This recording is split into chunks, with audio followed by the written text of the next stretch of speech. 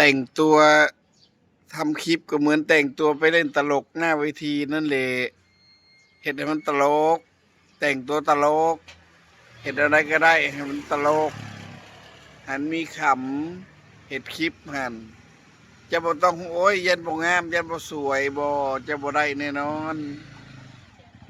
จะต้องเห็ดตลกแต่งตัวให้มันตลกบ่เป็นเจ้าห่วงแต่งามห่วงแต่สวยห่วงแต่หล่อจะบ่ได้ยอดวิวนำเขาดอกเฮาบ่งามเฮาขี้ร้ายเอออย่าไปคิดอยากงามถ้าจะเล่นตลกนั่นถ้าอยากได้ยอดวิวหั่นเด้อพี่น้องเด้อ